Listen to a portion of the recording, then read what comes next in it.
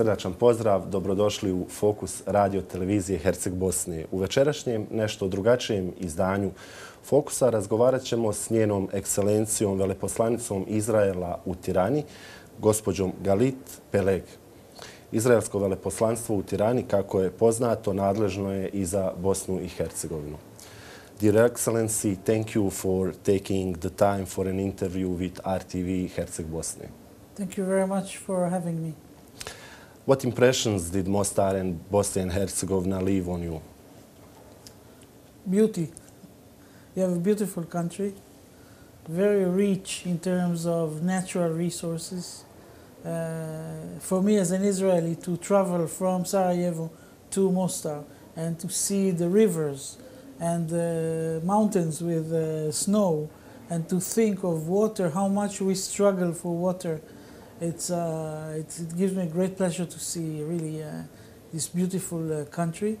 And coming to Mostar, the old city, the story, nice people, I really enjoy being here. It's really nice to hear it from you.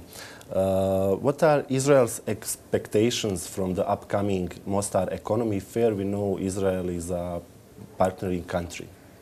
I think that if we zoom out 1 second from the affair itself, I think that today, in 2023, mostly the relations between countries, I would say the strongest element of connections between countries is the economic connection.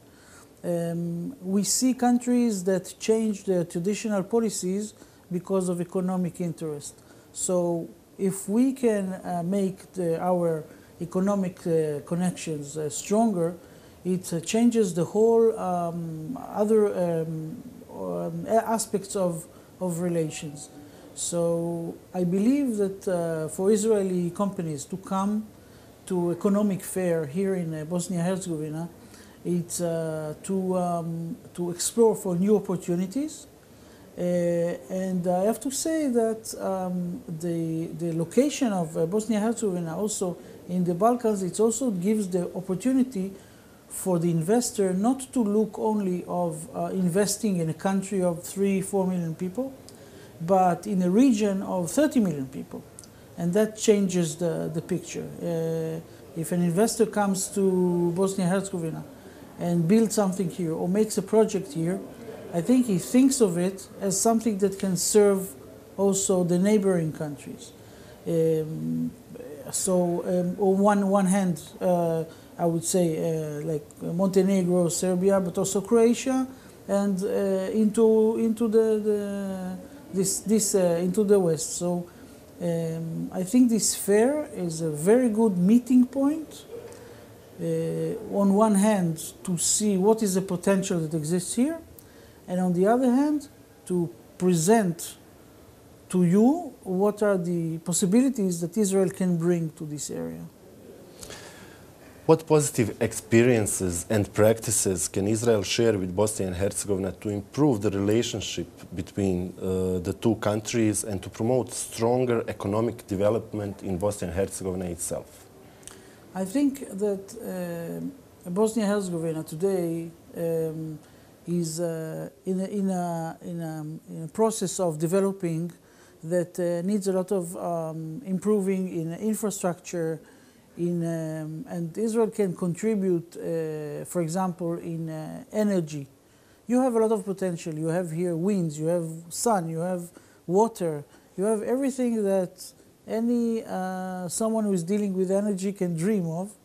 And Israeli companies are coming with new technologies and a lot of knowledge.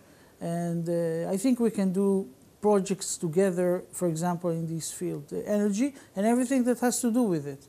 Now, there are other things as well. In Bosnia-Herzegovina, there's a lot of, still a lot of people that are making living of agriculture. Israel is very developed in agrotechnology.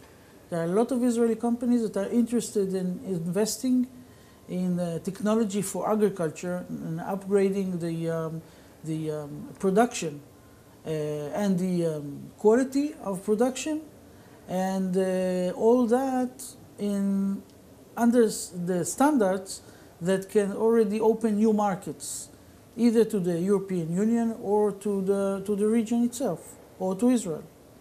So I think I would say energy, agrotechnology, water management, which you have a lot of water, we know how to manage it. We don't have too much water, but we know how to manage it.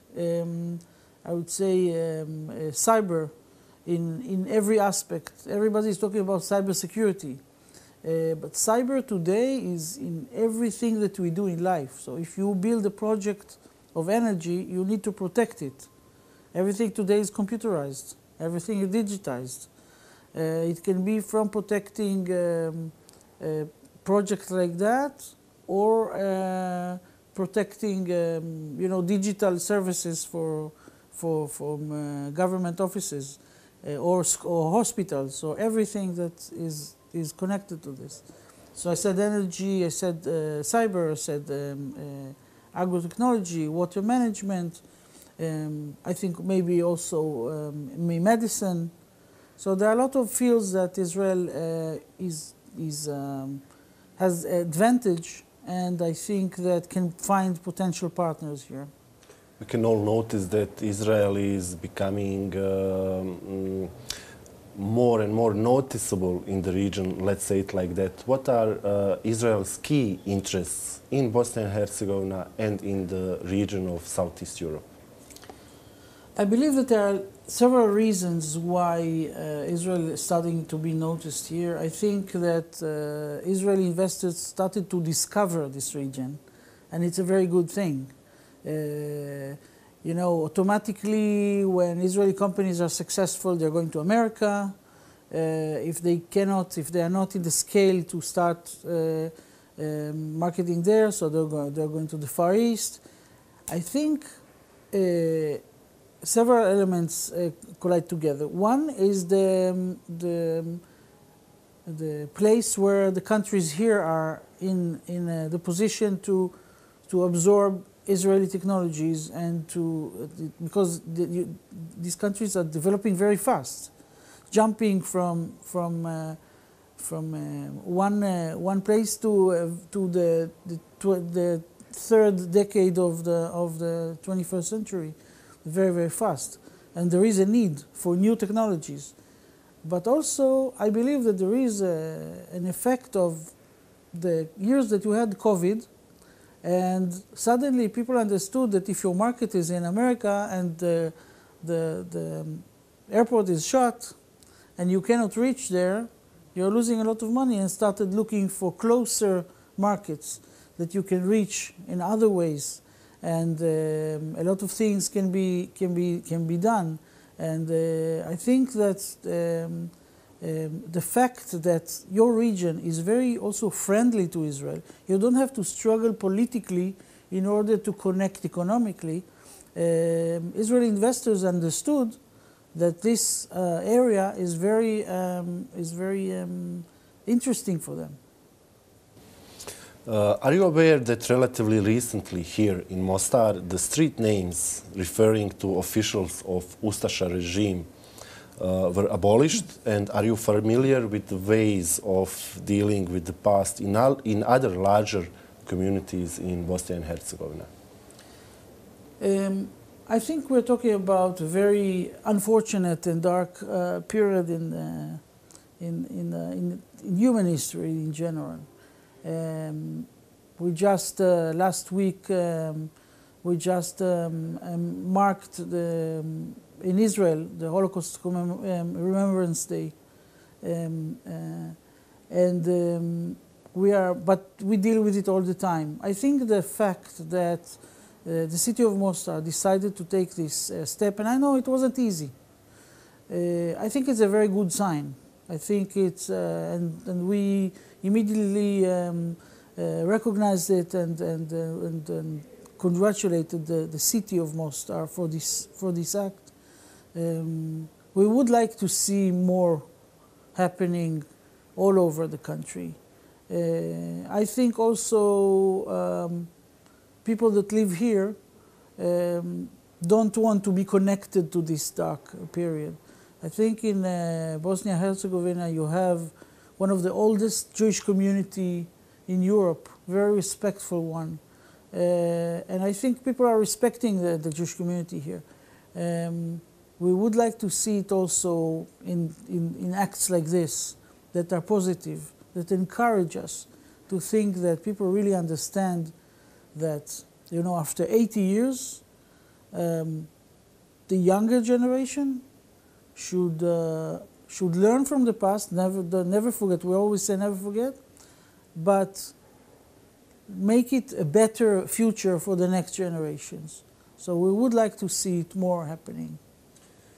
What do you think about the performances of Bosnian and Herzegovinian officials regarding security challenges in the Middle East region? For example, Mr. Sven Alkalaj, the former ambassador of Bosnia and Herzegovina to the United Nations, abstained from voting on the resolution condemning massive human rights violations in the Islamic Republic of Iran. It was a fairly recent case.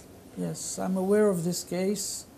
I have to say, look, we cannot dictate to our friends how to vote. But I think it's very unfortunate. I know that there are a lot of discussions before the votes. And I think in the case of human rights in Iran, there is something that is above every politics. It's conscience.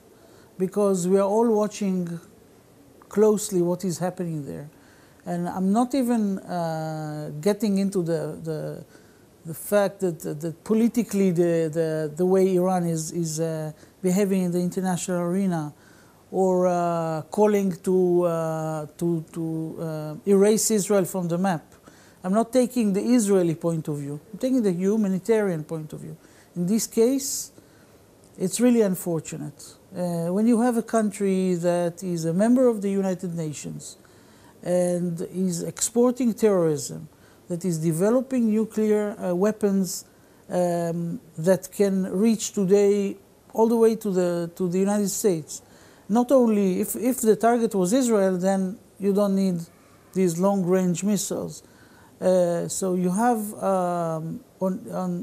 this is on the international arena, and it's treating its own citizens the way that we see what happened with the women, what happened to people that try to speak up against the regime. We saw what happened to the LGBT community there. I think it is very unfortunate to ignore that for any political reason. So what can I say? I cannot tell your representative how to vote, but I can say that it's very regrettable. What do you think about the close ties between some Bosnian and Herzegovinian political structures and Iran, as well as other actors in the broader Middle East region regarding security challenges to Israel, but also to the whole world? I think that, you know, if you are looking at the Middle Eastern arena today and let's say 30 years ago, you see a big difference. You see that today the alliances has changed because there are people that understand, or there are countries that understand which is the more stable one and which side is the one that is trying to create instability. In addition to everything that I said before, exporting terrorism and creating nuclear weapons, and I think that every country should decide in what camp it wants to be. I think you see things that we wouldn't even think about 30 years ago. The Abraham Accords that Israel signed with the Emirates and with Bahrain and with Morocco, things that if 30 years ago I would tell you we're going to sign an agreement with the Emirates, you would tell me I'm a dreamer, I'm fantasizing. But it happened, and nobody's hiding that one of the reasons is this perspective that we want to be in alliance with the countries that want to keep the stability in the region. Iran is not on this side. Iran, we see it everywhere. We see it in Yemen, we see it in Syria, we see it in Lebanon, we see it in other places. That stability is not the name of the game for Iran. And it is very unfortunate that this is the choice of leaders. Bosnia and Herzegovina is a friendly country to Israel. And we have very good relations with most of your leaders. And to see choosing side, not in order to mediate, but in order to take side, again, it's unfortunate.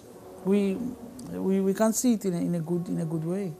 Bosnia and Herzegovina definitely is a friendly country to Israel, but nevertheless, are you aware that Bosnia and Herzegovina is one of the European countries that has contributed the highest number of foreign fighters to ISIL, to Daesh, during the war in Syria? And what do you think about the repercussions of that fact for our society could be? I think that every society that is allowing, fanatic parts to be active inside it, it's in danger. Danger not only for Bosnia and Herzegovina. In this case, it's even wider because of there are a lot of borders that are open and you can come and go. So it's not staying like many years ago, only your problem. I think it's an internal issue of Bosnia and Herzegovina how to deal with it, and if there are people that it was proven that they joined Daesh and they came back, so the laws of this country should treat them. I mean, I know that there was one or two people from Israel that went to join Daesh. When they came back, they went to prison. I mean, this is for a long time. It's a risk that you have to take if you want to join a terrorist organization. And I think in the case of Daesh, there is no doubt that we are talking about severe terrorism. It's something that should be dealt with within your laws. How can Israel assist Bosnia and Herzegovina in combating security challenges, particularly in the fight against terrorism? It's a sensitive issue. Bosnia and Herzegovina also has a really serious history of terror attacks. Maybe those terror attacks didn't resonate across the world, but we living here definitely remember them all. Look, unfortunately, we became specialists in anti-terrorism. We didn't choose it. It was imposed on our people and our country, and we deal with it. We became specialists because of the situation. We have a lot of collaborations with our friends around the world in this issue. Terrorism today is something that you can find in almost every country. And we are willing to share, exactly as we are willing to share our knowledge in medicine and in agrotechnology, we are willing to share our knowledge in fighting terrorism. There has to be a will from your country.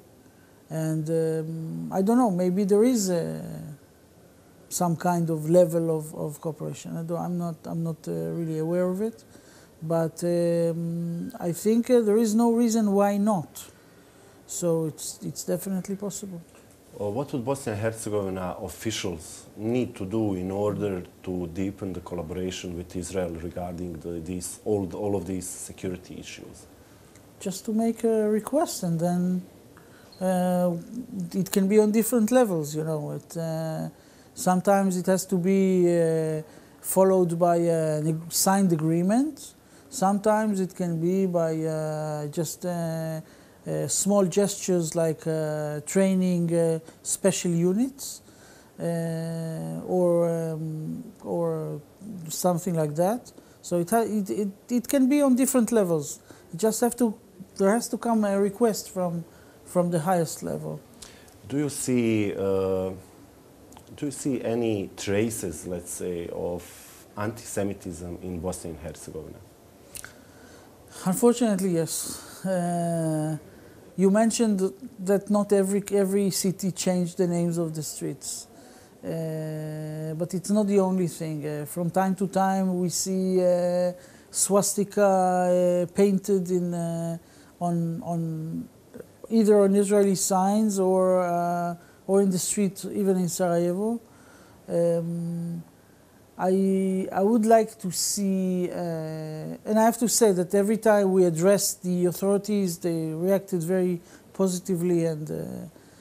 But I would like to see the authorities treating that even without us approaching.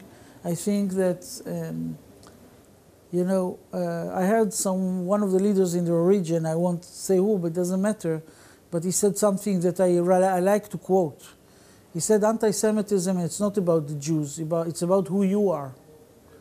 And I think that people in Bosnia and Herzegovina wouldn't like to connect themselves with these symbols that symbolizes the anti-Semitism.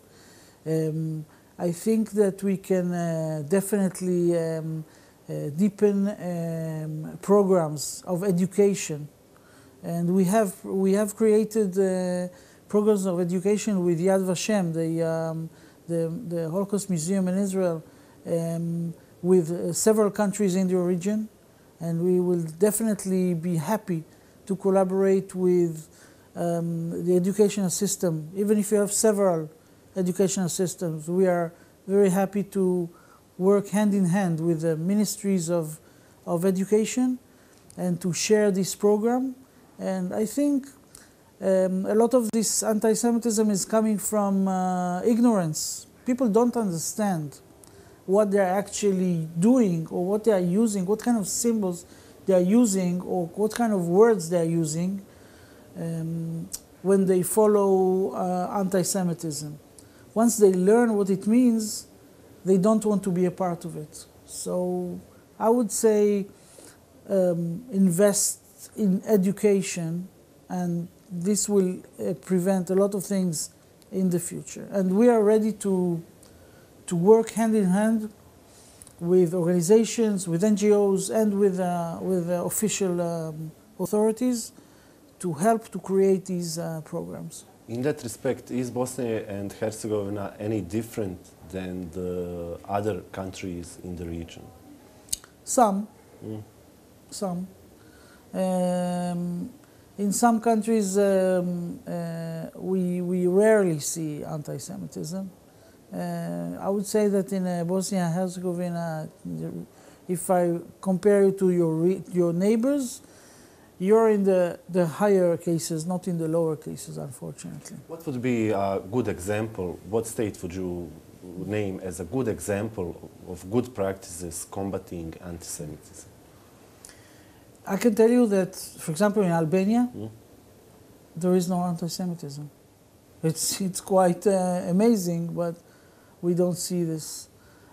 Combating anti-Semitism, I think you can find, especially in countries that were in Western Europe, in Poland, in Germany. You see it in the educational system, in the Scandinavian countries, in countries that invest a lot in education. I think it's really going back to what I said before, that education can prevent a lot of ignorance and therefore a lot of anti-Semitism.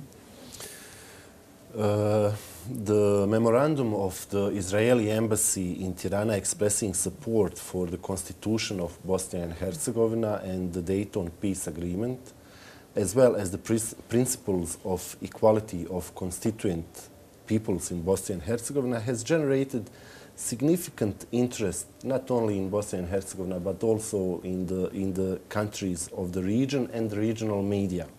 Does Israel still view adherence to these principles as the optimal path for the Bosnia and Herzegovina's Euro-Atlantic integration and overall societal progress? And why did this memorandum, in your opinion, resonate so much around the region?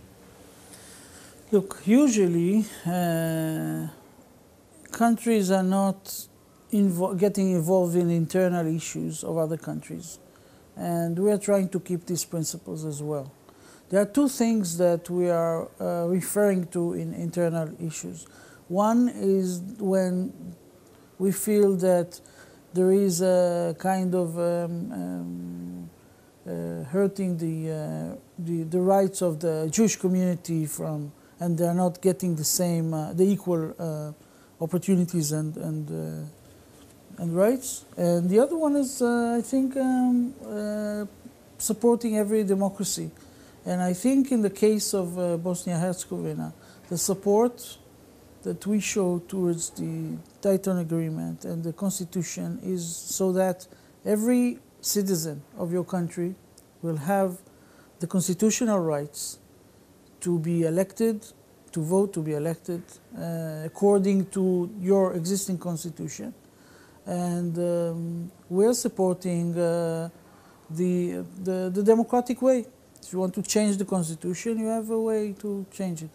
We're not, and I will definitely not get in now to internal issues of Bosnia-Herzegovina, and your structure is very complicated than the usual countries. But anyway, I would not tell you what is better for you to do. I will support the constitutional rights of every citizen, and that includes the Jewish community in your country. We were talking a lot, and not just in this conversation, but in Bosnia and Herzegovina in general, there's a lot of talk about the progress of the country towards the European Union, NATO, and so on. And it seems like there is a consensus regarding at least joining the European Union path. But at the same time, in your opinion, is it possible for Bosnia and Herzegovina to be successful in that process, while at the same time having the institution of the High Representative, which has somewhat of absolutistic powers? It can override any law, constitution, and so on. I think that, first of all, I want to congratulate your country for being getting the status of candidate to the European Union. I think with all the complication of Bosnia-Herzegovina and the internal issues that you have between the different groups, joining the EU can maybe help the country to move to, maybe not to move, but to